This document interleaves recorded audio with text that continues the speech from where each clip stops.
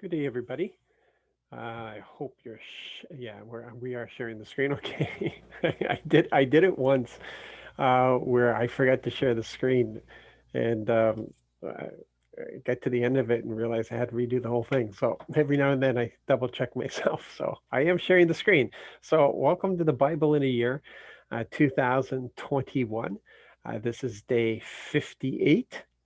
Day 58. That's something else. Day 58. Numbers we're reading through Numbers 8, 9, and 10 today, and we'll get right to it here. So in Numbers 8, 4, um, I like this because the detail was so intricate. You got to understand that the craftsmen did not do it according to themselves. Um, they were actually given patterns, they were given instructions, and they had the skill to be able to do it exactly according to how they were instructed. And some of these details are so intricate that the Lord had to give it to Moses through a vision. And we read here in verse 4 about the lampstand. This is how the lampstand was made. It was hammered gold from its base to its flower. It was hammered. Moses made the lampstand according to the vision that the Lord had shown Moses. So a description was not enough. He actually had to see it, and he gave Moses that uh, vision to see the detail of it. And a number of you have most likely have had visions of one sort or another. And it's really because the description wasn't enough. The Lord needed you to actually see it to know how it was gonna come out. That's exciting times when we get things like that. So in verse 11, this this is something else, and I don't know if you can appreciate this or not. But the Levites here are being presented as an offering. It says, Aaron will present the Levites as an uplifted offering in the Lord's presence from the Israelites so that they may do the Lord's service. So it's the Israelites who have laid hands on them. And this is like a number of other offerings are described where they put their hands on the offering and then it's given, it's an uplifted offering that is being presented. And that's what's happening here. This whole tribe of Levi is being given as an uplifted offering, set apart. The whole nation is giving this tribe to the Lord for his service. And we already know that it's been explained that they are representing or that they are replacing. They are in the place of redeeming. They are the actual gift of redemption, the offering of redemption for all the firstborn in Israel because of the Passover. It's just an incredible thing. This whole tribe being set aside for one purpose so that the in all the things that get divided up, nothing is expected from the Levites because they're not part of it anymore. They don't get an inheritance. They don't get a portion of the land anymore. Nothing because the Lord is their portion. That's it. And we already talked about how Joseph was divided into two tribes, so that when the Levites were taken, it's just my take on it. When the Levites were taken, there were still 12 tribes, and we still have things being divided by 12. But with the Levites excluded from that, is this an incredible thing here? And then on top of that, you turn around, and the Lord didn't want to kill the Levites because that's what happens with the offering, right? So there were bulls that were taken as a substitution. They became the replacement for the Levites. So then the Levites, in verse 12, the Levites will lay their hands on the heads of the bulls, and Aaron will offer one as a purification offering, and the other as an entirely burned offering to the Lord in order to seek reconciliation for the Levites.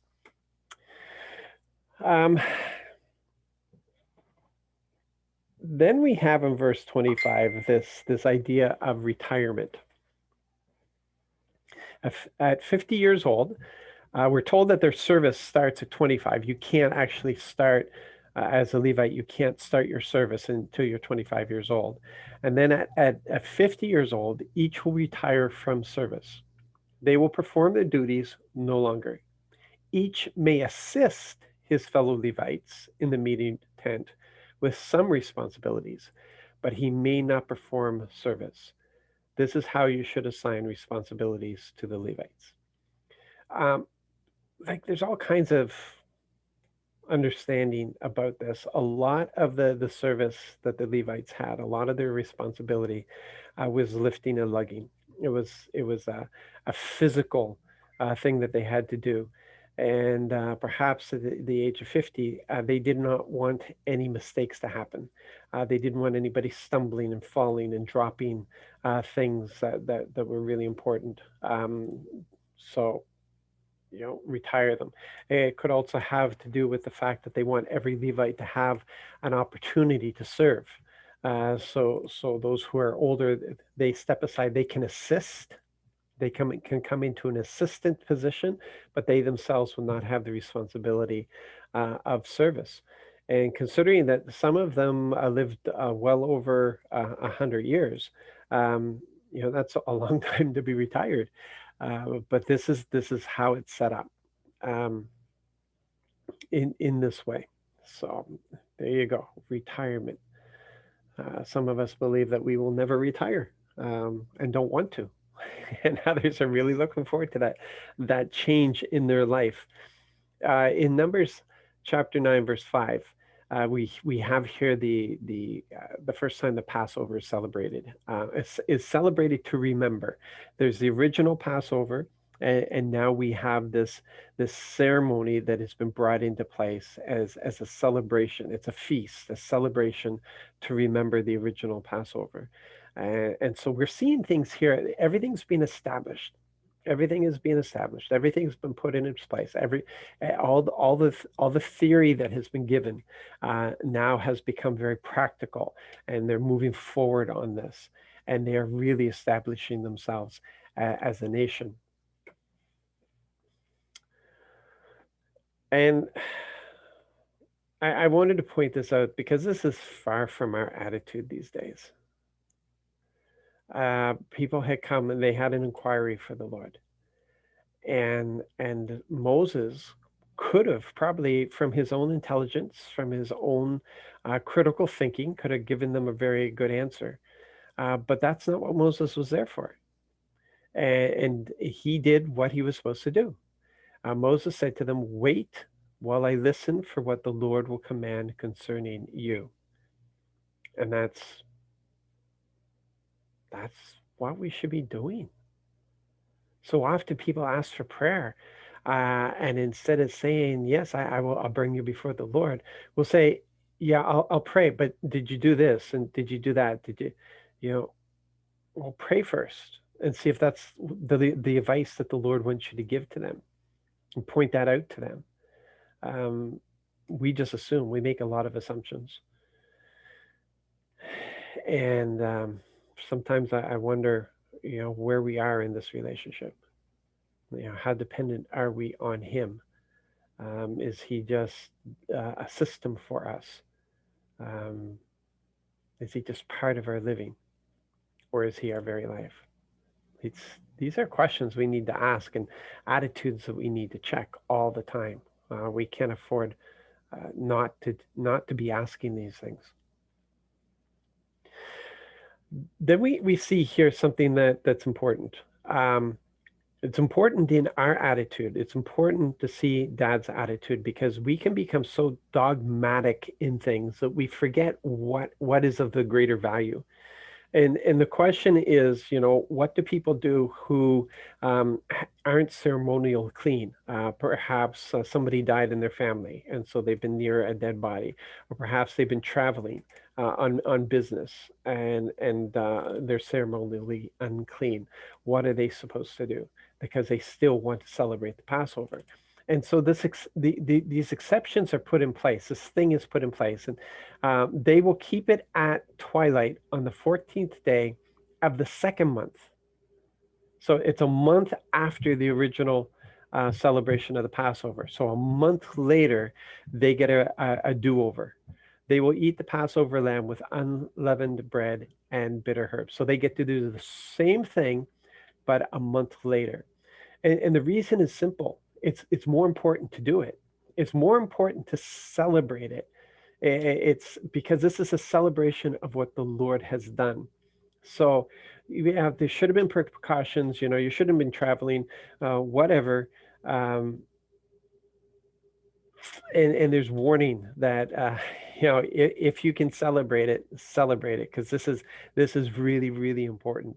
And we see here that it's not so much about um, the rules. You can accommodate, okay, people. It's Don't be so dogmatic, dogmatic, dogmatic about things. Um, it's the celebration itself that's important.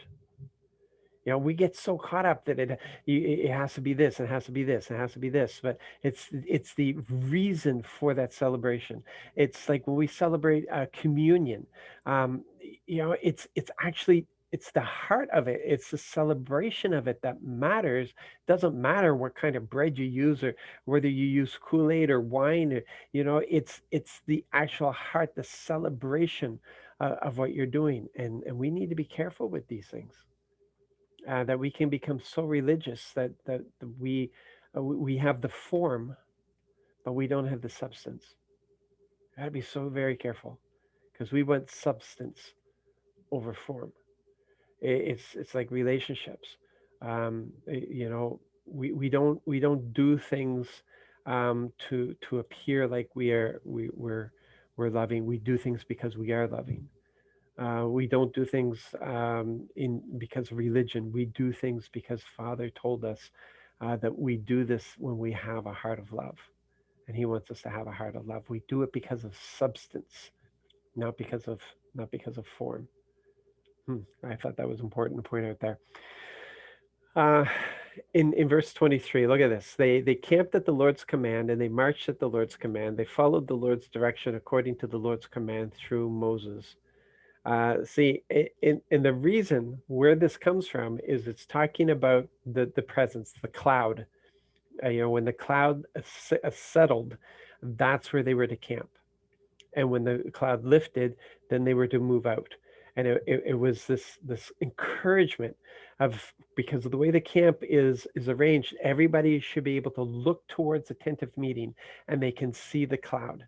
And when the cloud lifted high enough that everybody in the camp could see the cloud. And this represented the presence of the Lord, and how encouraging it was for them as a people, the confidence that they had, that they could visibly see the presence of the Lord. We don't need that today, because the Lord doesn't rest on us. The Lord is in us. And if we fail to hear him, that's on us. If we fail to sense him, that's on us. But he's here, and he's talking, and he wants us to be aware. And if we decide to allow the world to crowd him out, to be too loud to hear his voice, man, that's on us.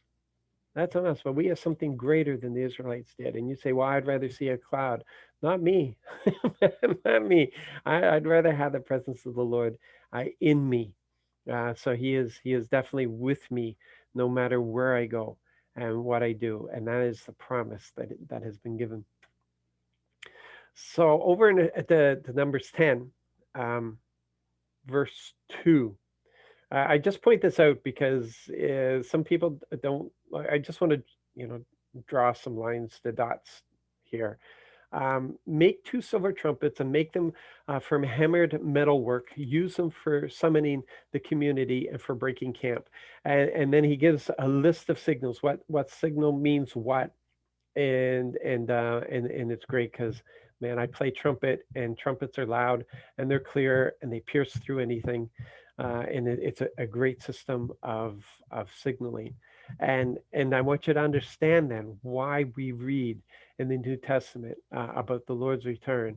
It will be with a trumpet blast. Um, because that is the system. We see it right here. This is what's established. They didn't have it before. It's being established here.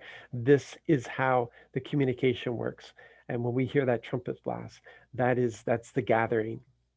That's the gathering. There's a signal for the gathering, and that's a signal that's going to be given, and we're going to be gathered up. It's going to be an amazing day. But that's the significance of the trumpet blast. And then over in verse 8, we see here that it's Aaron's sons who have this responsibility. Aaron's sons, the priests, will blow the trumpets. This will be a permanent regulation for you throughout time. Quite often, signaling is a military thing. When I was in the reserves, I was in the band, and we would listen to the drum, and the drum would give us our cues of what we were supposed to do. You know, dun dum, dun dum, dun dun dun, and you knew that because that was the warning that you were about to march off, and then dun dun dun, and you stepped out. So and then all these different signals. You'd be given a signal saying that you're coming because the sergeant major's in the front, and he's got his staff, and his staff does the signaling as well. But for anybody who can't see him, the drum was that signal, and so it's a military thing. Whether you use drums or trumpets, bugles, bagpipes, uh, different militaries use different instruments. But in this case, it's not the military who have the responsibility; it's the priests. It's the priests. It's the sons of Aaron who will blow the trumpet, and that is going forward. That is going forward, and that's important because we see here in verse 9, when you go to war in your land against an enemy who is attacking you, you will blow short blasts with the trumpets. Not the military, the priests. The priests are with them. The priests go to war with them. You will blow short blasts with the trumpets so that you may be remembered by the Lord your God and be saved from your enemies. Of course, the Lord's going to remember them, but this is a big deal because sometimes the Israelite army had to go against a greater enemy, and those that trumpet blast wasn't just reminding the Lord that they belonged to Him, but was also a reminder to the army that they belonged to Him, and that He was for them, and He would fight. He promised to fight against their enemy, and so they went out, and that short trumpet blasts were being given, and it would do their heart good. It would fill them with a boldness, knowing that the Yahweh is being reminded that they belong to Him.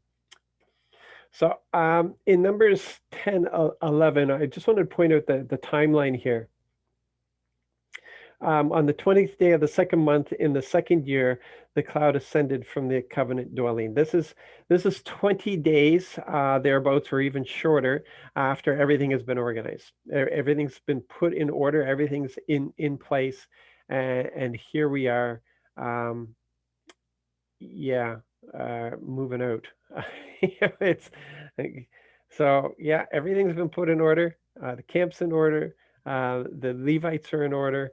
Um, all the regulars, the army is in order, and they're moving out now that everything has been ordered. This is their first foray out after really they've been formed. They've been given the law. They've been given their structure of worship. They've been given the structure of military. They've been given everything that needs to be set up. But I wanted to point out the detail in the instructions that's given. Um, we're told that the others are gone ahead. They're carrying the other parts. You know, the Kohathites, they carry the holy things. They have to carry that on their shoulders. The others have carts that they get to load up and carry stuff with. But the others go first. And we're told the Kohathites who carried the holy things marched. The dwelling would be set up before their arrival. Just look at that little detail.